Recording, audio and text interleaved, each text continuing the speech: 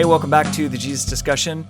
We are going to pick up here in Mark chapter 5. And, again, we're not a show that's trying to elevate the content, beyond what is. We're just really trying to get back to this guy, Mark. Who was Mark and what was Mark saying? And if I was there in the audience listening to Mark being read for the first time, how would I take that? What would be the things that I would be thinking, and how would this information, be hitting me? So we welcome your thoughts, your critical thoughts, or your questions, or anything. You can send that stuff to questions@thejesusdiscussion.com. Also, check out our website at thejesusdiscussion.com. I don't know where you're listening right now, but we're available on Apple and Google Podcasts and various other anywhere podcasts are downloaded. So you can catch up with us. We are also on a couple of video sites that you can find at thejesusdiscussion.com.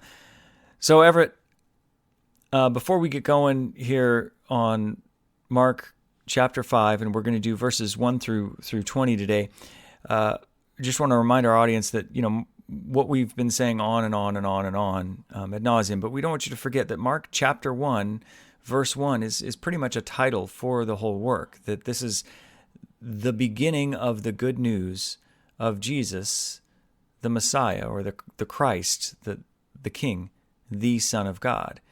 And so the work, it continues on after Mark. This is the beginning of the good news. And the context really, in you can catch this in earlier episodes when we talk about verse 13 of chapter 1, that there's really a context of Jesus being tested or challenged. In our last episode, we talked about Jesus calming the sea, and when the disciples come and say, "Why aren't you afraid? What's your deal?" That's another one of these kind of rebuke or challenge or tests at Jesus. He's constantly hit by people going, "You're not doing it right." And he has to straighten people out about who he is and what he's really trying to do. And so he's constantly breaking expectations and, kind of challenging preconceptions and misconceptions. Some of the theme, to just kind of go over the story as it started from chapter 1, it's at the start of Jesus' ministry, we get, John is baptized, and then John ominously gets hauled away. And as John is hauled away, then Jesus starts doing the same things that John was doing that get John hauled away. So that doesn't seem like it's going to bode well for Jesus. And we don't really know what happens to John yet. As we're reading, we're like, so John gets hauled off, and then Jesus comes and starts doing the same things. And then he heals people, he casts out demons, he calls his disciples, he challenges authorities, he challenges the current flaws and the way people were misunderstanding and abusing what we would call the Old Testament, or they would call, their scriptures, and how they were kind of twisting those things for selfish ends. And Jesus really confronts them about their misunderstanding of what those writings were about. And then he began to teach in chapter 4 in parables. Now, this is, the first time in Mark's narrative where Jesus kind of leaves here in chapter 5, where Jesus leaves a predominantly Jewish area, to head towards a non-Jewish area, likely. And that, one of the reasons that we might think that is because there's pigs, and a Jewish person in the first century isn't going to keep pigs. They're not going to have a pig farm. So no. And the eastern side of Galilee was an area that was largely populated by non-Jewish people or Gentiles. Right. So this is interesting because Jesus here, the Jewish Messiah, as Mark declared in his first verse, and the Son of God, is going beyond the nation of Israel there, the Jewish region. And that's not this isn't the only time that Mark talks about that, and that Jesus did that. So it's that in and of itself carries some significance that I think we will develop as we go through this podcast. So let's just start reading here at Mark 5, and I'm going to read 1 through 20, and then we can go back and talk about kind of what's going on in this chunk. They came to the other side of the sea, to the region of the Gerasenes. As soon as he got out of the boat, a man with an unclean spirit came out of the tombs and met him. He lived in the tombs, and no one was able to restrain him anymore, not even with a chain, because he often had been bound with shackles and chains, but had torn the chains apart and smashed the shackles. No one was strong enough to subdue him. Night and day among the tombs and on the mountains, he was always crying out and cutting himself with stones. When he saw Jesus from a distance, he ran and knelt down before him, and he cried out with a loud voice, "What do you have to do with me, Jesus, Son of the Most High God? I beg you, before God, don't torment me." For he had told him, "Come out of the man, you unclean spirit." "What is your name?" he asked. "My name is Legion," he answered, "because we are many." And he begged him earnestly not to send him out of the region. A large herd of pigs was there, feeding on the hillside. The demons begged him, "Send us to the pigs, so that we may enter them." So he gave them permission, and the unclean spirits came out and entered the pigs. The herd of about 2,000 rushed down the steep bank into the sea and drowned there. The men who tended them ran off and reported it in the town and the countryside, and people went to see what had happened. They came to Jesus and saw the man who had been demon-possessed sitting there, dressed and in his right mind, and they were afraid. Those who had seen it described to them what had happened to the demon-possessed man and told about the pigs. Then they began to beg him to leave their region. As he was getting into the boat, the man who had been demon-possessed begged him earnestly that he might remain with him. Jesus did not let him, but told him, "Go home to your own people and report to them how much the Lord has done for you and how he has had mercy on you." So he went out and began to proclaim in the Decapolis how much Jesus had done for him, and they were all amazed. Now that's that chunk from verse 1 through 20. And I'm reading in, this is blueletterbible.org that I'm at. There's tons of different sites you can go to find this. I'm reading in the CSB. There's a lot of different translations, and it's worth your time to kind of check out some different translations and see how different people render the ancient Greek into our current modern English. Now, briefly again, Everett, we've talked about before that these people knew the difference between demon possession and sickness, right? Yeah. In fact, there are places where they bring someone to Jesus who is sick. And right. There's an idea that these poor, simple people, they didn't know what sickness was, or they didn't know what death was. And of course, that's nonsense. They're people of the land. Mm-hmm. They are very, they're very common people, if I can use that expression. They have not simpletons, but they're not at all. Yeah, they're common in that they're tied to the earth and the sea, and they understand nature, and they have a connection we used to call it common sense. I'm not so sure it's common anymore, but they know what's going on. So you're not going to, this idea that Jesus fooled them, and, those are the hardest people to fool. One of the things I tried my hand at doing illusions, magic tricks. And the easiest people to fool were the most educated. The hardest people to fool were the truck drivers and common laborers. They would look at it and they'd say, "I know how you did that," and they'd nail it. Mm-hmm. So this idea that simple people are easy to fool, that's just not true. Mm-hmm. And there is kind of a separation, too, in temperament with us. When, the more I study books, the less I'm studying the world that is immediately around me. And, we can't all be experts in everything.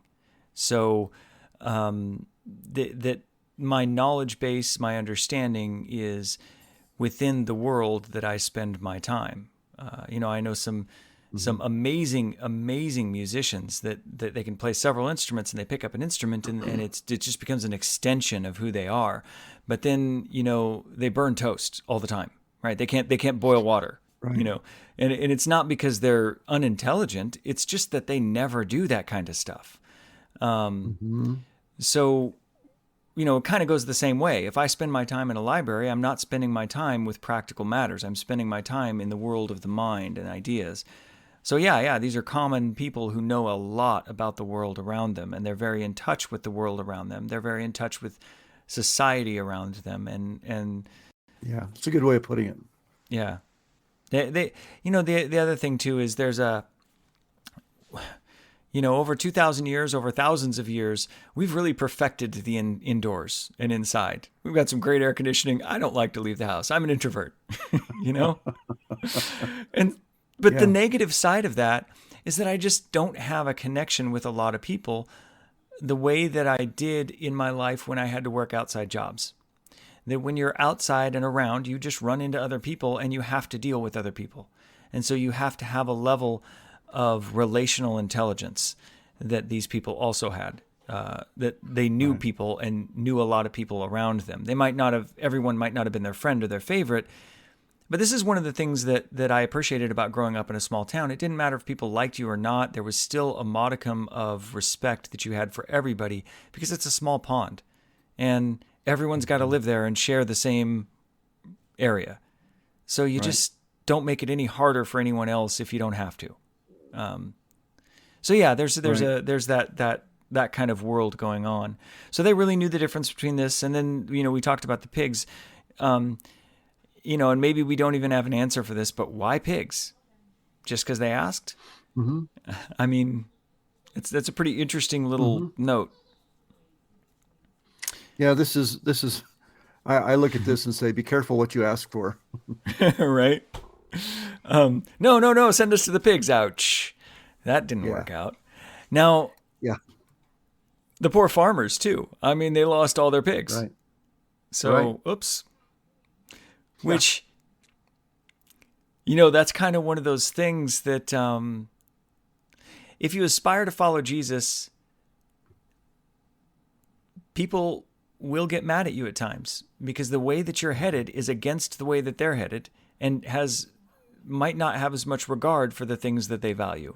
And, I don't want to say that you should go around, herding pigs off of cliffs, but... Right. And if we could get back to because it says that he encountered someone with an unclean spirit. Mm-hmm. And from the Jewish perspective, the pigs are an unclean animal. So there's a certain, I don't know what the right term is, a thematic unity or something like that. There's a poetic justice or something about the unclean spirit going into an unclean animal. Right. Again, nice, imagery Good storytelling. Yeah. Good storytelling. And I'm not saying, every time I say good storytelling, don't hear that I don't think it happened. I think it happened. So, but the way you say it is, you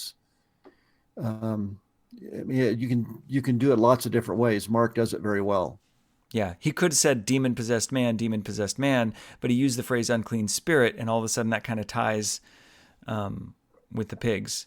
And I'm not going to split hairs about whether or not Jesus said, come out of the man, you demon-possessed, you demon, or come out of the man, you unclean spirit. I'm guessing he probably said what he said, and that's what's recorded, but I don't think that's... I'm not necessarily going to die on that hill. Right. So there's also a contrast to this story. And I hope that's not offensive for the listener. Look, I'm not suggesting that there are errors in meaning in this writing. I don't think there are. I think that what it means is true, and I think that what it says about Jesus is true and accurate. But it's just the difference between accuracy and precision, and understanding that ancient people are going to communicate as ancient people communicate, and I afford them that right to be who they are. I mean, as if I need Right. to afford them the right. But no, I respect Yeah. them for coming from where they're coming from and being who they are, and recognizing Hmm. that Mark is a wonderful storyteller. Right. And we get hung up on things like, well, if it's in quotation marks, it has Hmm. to be exactly the right wording. And there's no quotation marks in the Greek text. Right. And they didn't have this need for everything being so precise, but still Hmm. it can be accurate. Yep. So if I said I went a long way, or if I went 500 miles, doesn't that really mean the same thing? Exactly. And the idea that I think sometimes modernism, the modern era,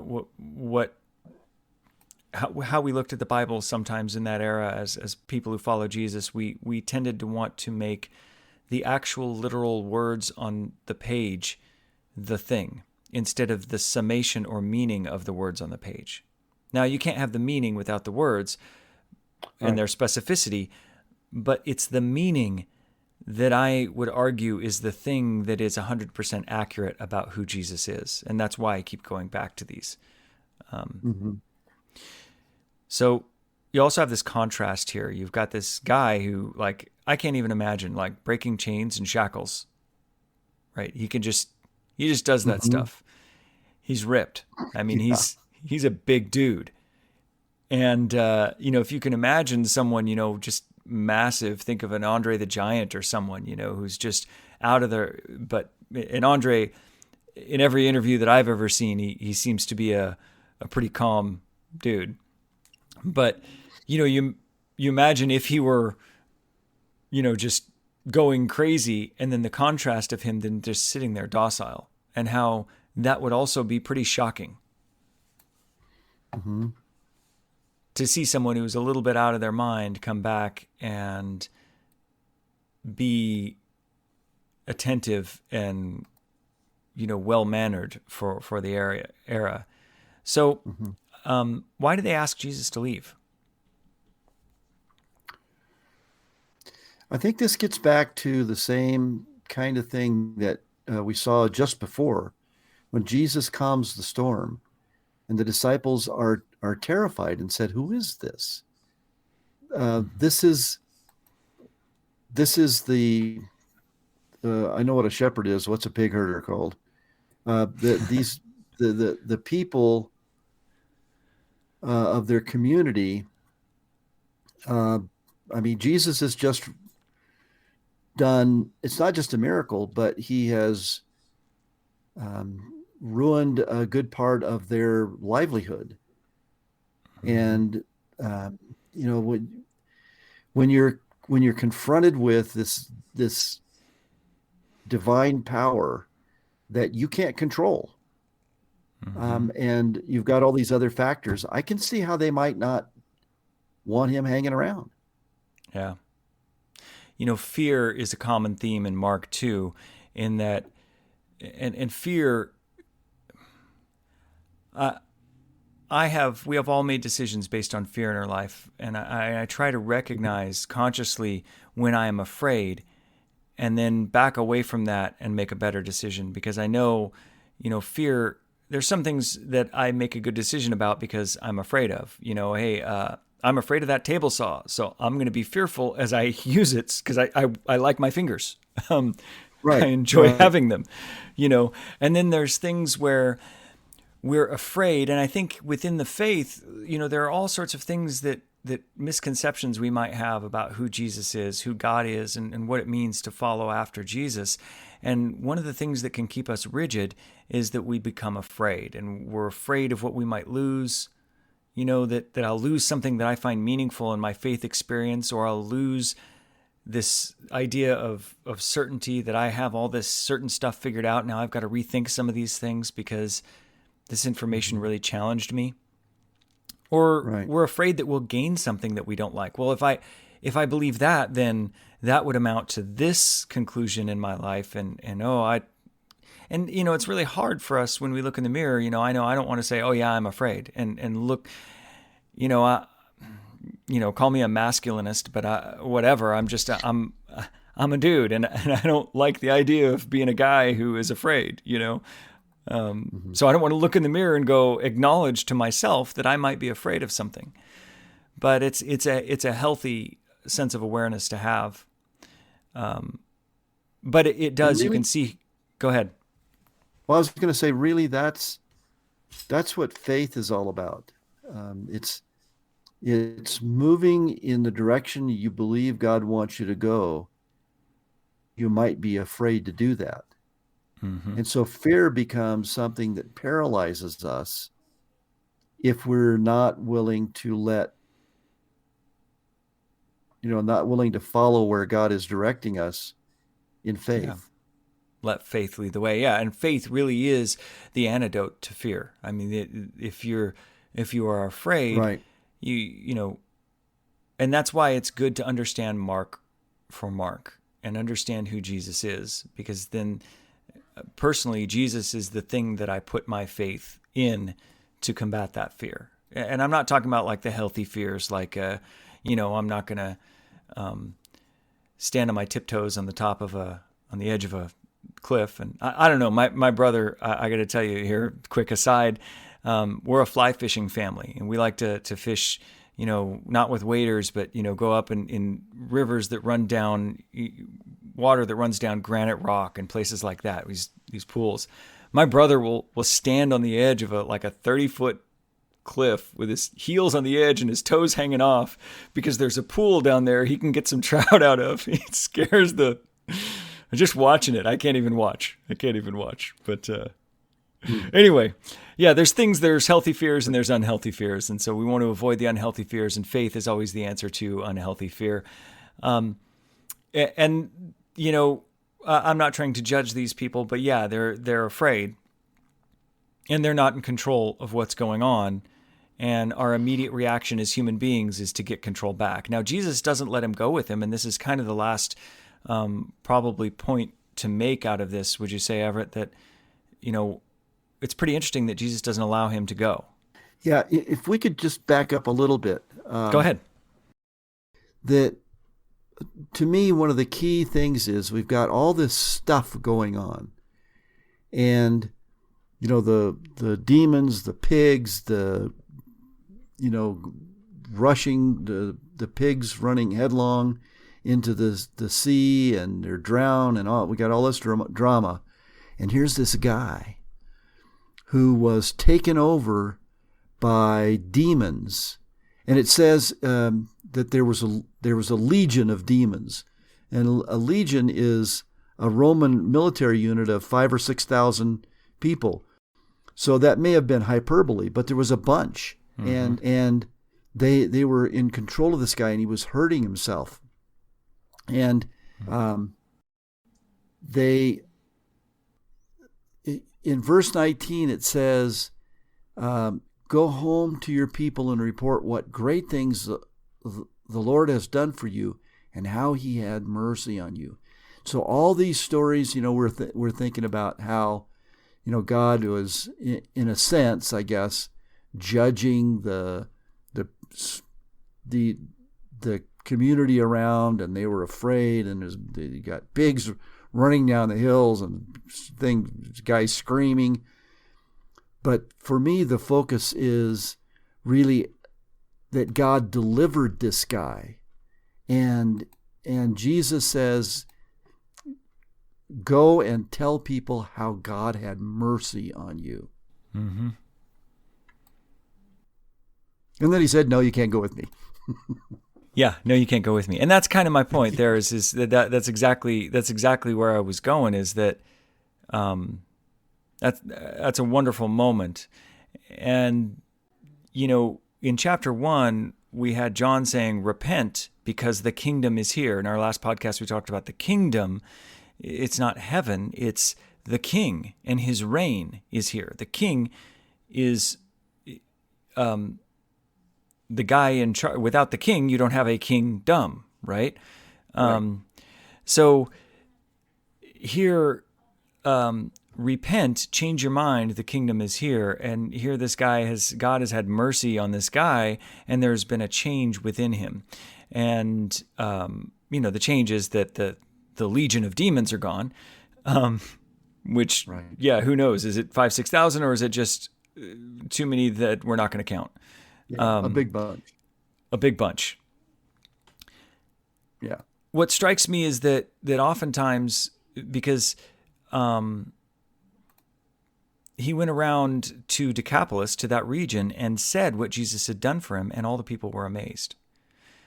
Mm-hmm. So they're amazed. They were scared by Jesus, but they were amazed at the transformation within this person. And sometimes the most powerful thing that gets our attention is a member of our tribe who has a change of heart or a change of mind or some kind of transformative incident in their life. Right.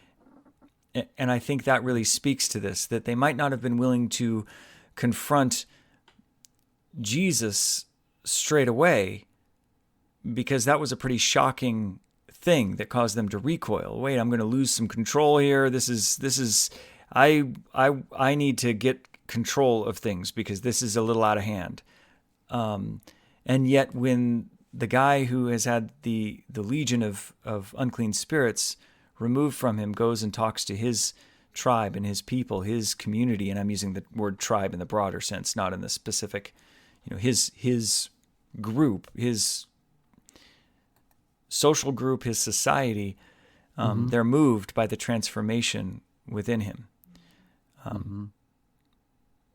So And those things are always amazing and surprising. And I remember, let's just say a member of my extended family was a troubled man.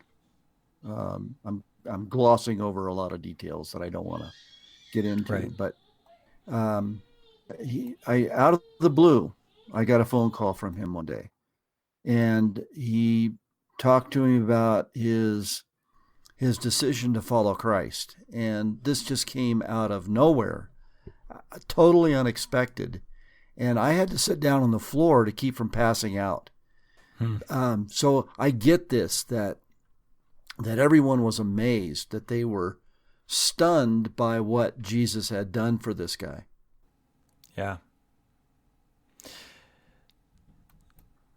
So it kind of speaks to the power of the personal narrative and the transformation we go through. Is there anything else that we really want to touch on this chunk in the first part of Mark chapter 5?